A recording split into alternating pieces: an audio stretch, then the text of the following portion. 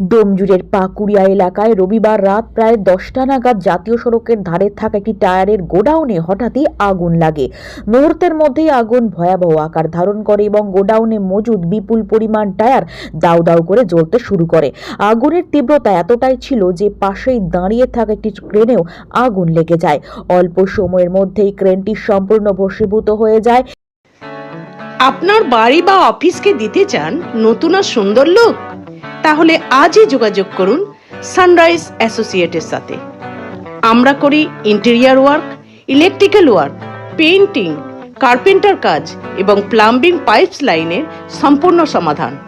ভালো মানের কাজ, নিখুঁত ফিনিশিং এবং সময় মতো ডেলিভারি, এটাই আমাদের অঙ্গীকার। আজই চলে আসুন 56/1 Andul road, Danesh lane, ground floor, Howrah 9। Sunrise associate, আপনার স্বপ্নের বাড়ি আমাদের দায়িত্ব।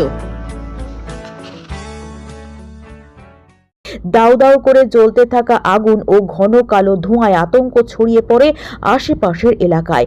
খবর পেয়ে ঘটনাস্থলে পৌঁছয় দমকল ও ডোমজুর থানার পুলিশ।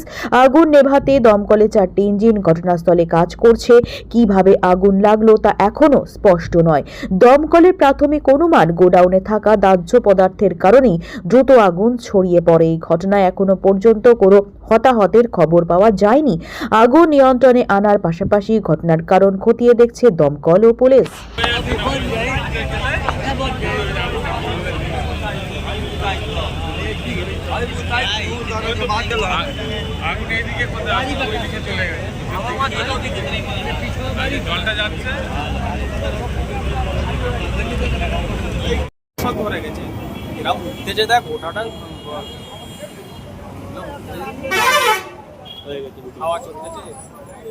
হাওয়া চলছে আরো বাড়ছে, হচ্ছে না উপরেটা পরমাণু ফাটার মতন হচ্ছে। কি কি ধরেছে বলতো? গাছগুলো হচ্ছে গাছের